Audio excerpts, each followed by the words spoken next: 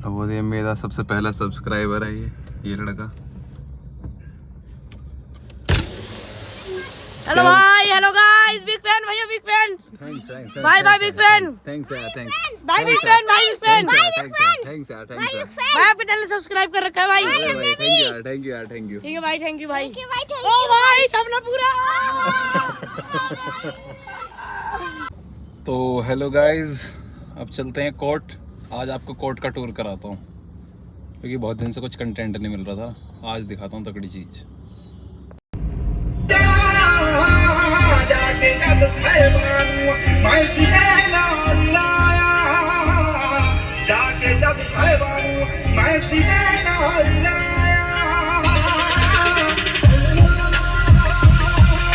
भाई झगड़ा हो गया बहुत तगड़े वाला, लेकिन बस भग गई झगड़े वालों को छोड़ के। जेब कतर रहा वो। और भाई मेरे स्वागत में यहाँ पे शावर दिया जाता है, ये देखो। बस बस बस बेटे बस। तो हम पहुँच चुके हैं 30,000 कोर्ट। और जो इस रास्ते से आता है उसको पता है कि यहाँ का जाम कैसा होता है। 100 मीटर पार करने के लिए आपको कम से कम 25 मिनट खड़ा होना पड़ेगा यहाँ। इतना तगड़ा ट्रैफिक होता है यहाँ। हथ मजबूरी आने बन्ने अड़िए तू चलेगा तूस सानू मन्ने अड़िए। हथ मजबूरी आने बन्ने अड़िए तू चलेगा तूस सानू मन्ने अड़िए। ओ देखी हथा ना मैं लेखा नी लकीर वागलू हथ दूंगा मैं जो भी तेरा होऊगा। एक दिन देखी ऐसा आना सुनिए कड़ी होनी तेरी टाइम मेरा होऊगा। मिलाई होती है भाई 4 बजे के बाद लोगों की। जो अपराधी आते हैं उनकी मलाई यहाँ पे होती है। मलाई कैसे होती है? बस में से ऐसे बात करते रहते हैं बस ये। तो अगर ऐसे ही अपने रिश्तेदारों से बात करनी है ना तो एक आधा कांड कर लो, बस में बैठे बैठे बात करते रहना उनसे। देखो ये पार्किंग है, अभी इसे आधे घंटे बाद देख लेना यहाँ क्या हाल होने वाला है।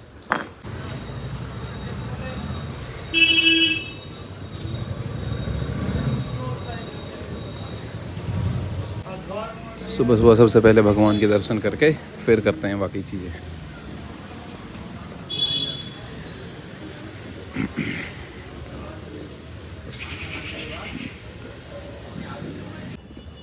तो दोस्तों यहाँ के पता चला कि मुझे रोहिणी जाना था, तो अब निकलनी है रोहिणी की तरफ क्योंकि रोहिणी में एक मैटर लगा है, वहाँ पे जाना है। वो नीचे देखेंगे।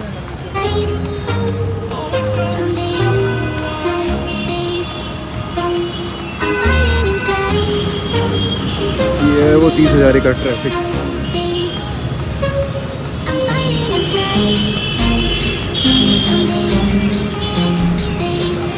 कोर्ट में घुसने के लिए आधा घंटा चाहिए। Let's go.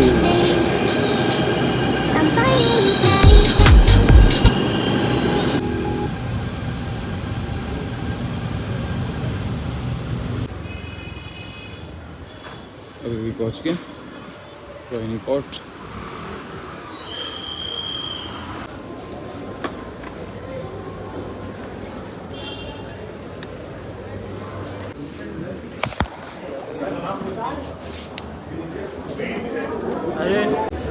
तो भाई इस मैटर में मिल गया है पास ओवर। 19 जनवरी डेट लगी है क्योंकि आज जो गवाह आया था उसका एफिडेविट जमा नहीं था, तो पहले एफिडेविट जमा होगा उसके बाद वो गवाही देगा, तो इसलिए 19 जनवरी डेट लगी है। इसलिए कहता था सनी देओल तारीख पे तारीख मिल गई ना एक और तारीख। अरे भाई शांत क्यों बैठे हो? कुछ करो, मुझे केस दो, कुछ भी करो। देखो भाई लॉ का एक जो सबसे बेकार चीज़ है वो है कि क्लाइंट सोचता है कि वकील साहब आए और 10 मिनट में काम करके चले गए। अब उन्हें कौन बताया? अभी जो पेपर मिले हैं कोर्ट से, इन्हें पढ़ने में जो 10 घंटे जाएंगे वो कौन जाएगा? सबको सिर्फ 10 मिनट दिखाई देता है। वापस 30,000 की तरफ चल दिए हैं। दिल्ली में 1 लाख वकील हैं, 1 लाख वकील में से 35,000 वकील सिर्फ 30,000 की कोर्ट में ही प्रैक्टिस कर रहे हैं। उन 35,000 में से एक मैं भी हो जाऊंगा। ये लो भाई, देख लो वो पार्किंग जिसकी मैं बात कर रहा था। अब जो ये गाड़ियाँ यहाँ पैक हो चुकी हैं, अभी अपनी मर्जी से नहीं निकलेंगी। जिस मैटर में मैं गया था उस मैटर का मैं तुम्हें बता देता हूँ कि वो मैटर था क्या। मैटर था कि जो एक्यूज्ड है उसने 10 लाख रुपए लिए थे कंप्लेनेंट पे से।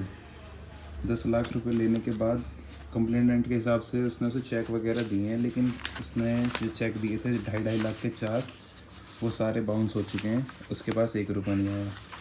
और एक्यूज्ड के हिसाब से वो 5 लाख रुपए कैश उसके ऑफिस पे दे के आ चुकी है। 5 लाख रुपए बचते हैं। तो अब जो लड़ाई चल रही है वहाँ से वो 10 लाख रुपए मांग रहे हैं, यहाँ से 5 लाख रुपए का सिर्फ दावा कर रही है। और ये फ्रेंडली लोन था, तो या फ्रेंडली लोन भी देख लो ऐसे ही होते हैं। 10 लाख रुपए दिए थे, मदद की थी, लेकिन मदद क्या ही की बेचारी की, खा गई पैसे। या फिर वो झूठ बोल रहे हैं। अब जो भी बोल रहे हैं कोर्ट बताएगी कौन झूठ बोल रहा है। और जो गवाह का आज एफिडेविट लगा है वो गवाह इस कहानी का नया ट्विस्ट है। ट्विस्ट ये है कि 10 लाख रुपए में से 2.5 लाख रुपए उस आदमी के थे, उसके आंखों के सामने ही पैसे दिए गए हैं। तो वो गवाही मतलब जहाँ तक यही बोलेगा कि भाई मैंने 2.5 लाख रुपए दिए थे, लेकिन इन्होंने अभी तक मुझे 1 रुपया वापस नहीं दिया, दोनों पार्टीज़ ने। इनका जो ये केस है ये चल रहा है सेक्शन 138 के अंडर। सेक्शन 138 होता है नेगोशिएबल इंस्ट्रूमेंट एक्ट में आता है। इसमें ये होता है कि अगर एक पार्टी किसी से पैसे ले रही है तो पैसे लेने के बाद वो एक चेक देगी दूसरी पार्टी को कि भाई मैं अब तुझसे पैसे ले रहा हूँ, 1 साल बाद की मैं डेट डाल के तुझे चेक दे देता हूँ, 1 साल बाद तू मेरे अकाउंट से पैसे निकाल लियो। तो उससे मतलब एक ये हो जाता है कि हाँ भाई मैं तुझे पैसे तेरे बैंक अकाउंट में दूंगा अपने चेक के द्वारा। लेकिन अगर वो चेक दूसरी पार्टी जब टाइम पूरा हो जाता है 1 साल का, मतलब जैसे 1 साल का टाइम था, अगर वो उसको बैंक में लगा दिए और उन्हें पैसे नहीं मिल पाते क्योंकि अकाउंट में पैसे हैं ही नहीं, तो उस टाइम पे चेक बाउंस होता है। और अगर फिर तुम उससे बात करो, मतलब अगर दोस्ती आ रही है तो पूछ लो उनके भाई पैसे नहीं आए। अगर वो जब भी मना करता है तो फिर सेक्शन 138 के अंडर आके आप उस पर केस कर दो, बताओ कोर्ट को कि भाई मेरे साथ ऐसे ऐसे हुआ है, मैंने इसे पैसे दिए थे, इसने मुझे चेक दिया था, ये पैसे ले गया, लेकिन मेरे को चेक से कुछ नहीं मिल पाया। बस सेक्शन 138 के अंडर जो भी केसेस आते हैं ये क्रिमिनल केसेस नहीं होते हैं, सिविल रॉन्ग्स होते हैं, मतलब सिविल के अंदर आते हैं ये सारे केसेस। इसमें हम मतलब जज साहब जो है ज़्यादा से ज़्यादा, हमारा जो 2002 में अमेंडमेंट आया था ना, उसके बाद से सिर्फ 2 साल की ही सज़ा हो सकती है इसमें वैसे तो मैक्सिमम, लेकिन पेनल्टी जो है वो लग सकती है ट्वाइस ऑफ अमाउंट सॉरी। जैसे कि इन्होंने जो ये केस था 10 लाख रुपए का है ना, अगर इनके खिलाफ ये केस चला जाता है तो अगर जज साहब चाहें तो 10 का डबल कर सकते हैं, 20 लाख रुपए पेनल्टी।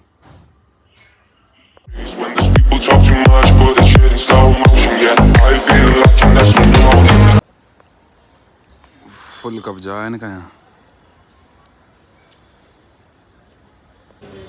अब हम चल दिए हैं घर और ये भी घर ही जा रहे हैं और इनसे पंगा ठीक भी नहीं है। अब गाड़ी पे ये बैठ के अब जाएं कैसे, पूरी फैमिली बैठ गई। अब इनका इंतज़ार करेंगे जाने का, फिर जाएंगे। अरे हट जाओ यार, ये तो भैया जम गए यहीं बैठे बैठे।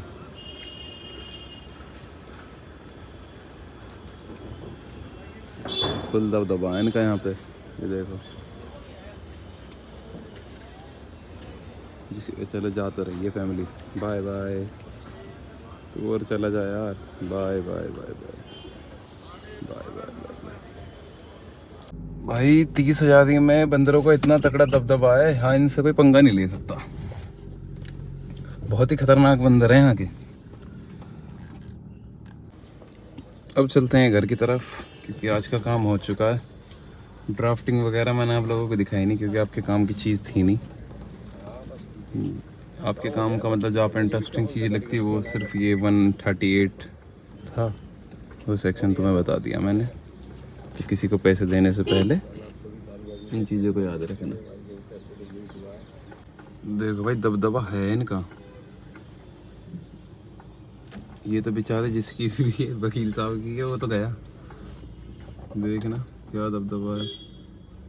मिलाई होती है भाई 4 बजे के बाद लोगों की। जो अपराधी आते हैं उनकी मलाई यहाँ पे होती है। मिलाई कैसे होती है? बस में से ऐसे बात करते रहते हैं बस ये। तो अगर ऐसे ही अपने रिश्तेदारों से बात करनी है ना तो एक आधा कांड कर लो, बस में बैठे बैठे बात करते रहना उनसे।